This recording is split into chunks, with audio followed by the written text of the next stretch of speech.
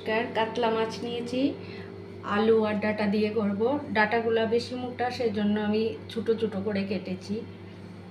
Tomato নিয়েছি, মাছ নিয়েছি, এখানে হলুদ দিয়ে রেখেছি, নুন দেব। পেঁয়াজ কুচি নিয়েছি, কাঁচা লঙ্কা নিয়েছি, মশলাটা নিয়ে নিয়েছি। আগে একটু হলুদ গুঁড়ো নিয়ে নিয়েছিলাম,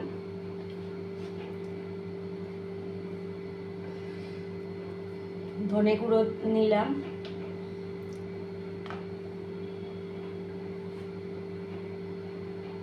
এখন জিরে গুঁড়োটা নিচ্ছি,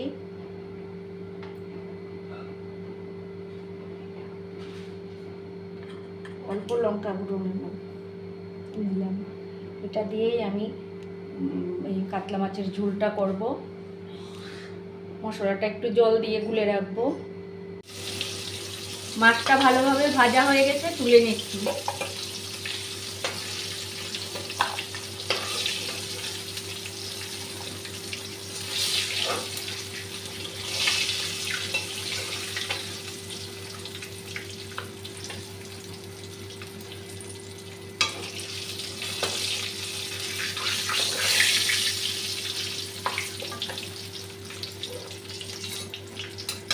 এখন মাছটা ভেজে নিয়েছি, পেঁয়াজ কাঁচা লঙ্কাটা দিয়ে দিচ্ছি।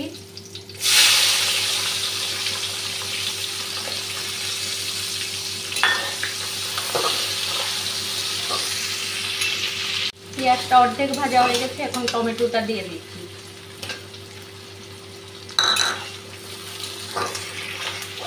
এখন সবজিটা দিয়ে দিচ্ছি, আলু আর ডাটাটা।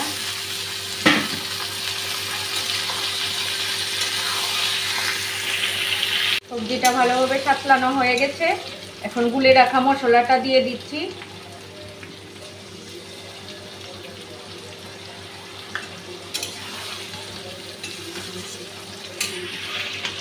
মশলাটাও ভালো করে ভেজে নিয়েছি, দেখুন একদম ভালো করে ভাজা হয়ে গেছে। এখন ঝোলটা দিয়ে দিচ্ছি। ঝোল অনেকটা কম, বেশ ডাটাগুলো অনেক মানে শক্ত শক্ত। নুন দিয়ে দিচ্ছি।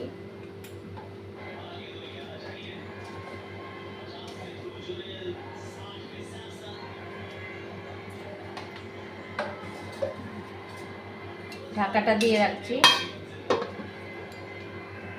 মাছ ভাজাগুলি দিয়ে দিচ্ছি এখন।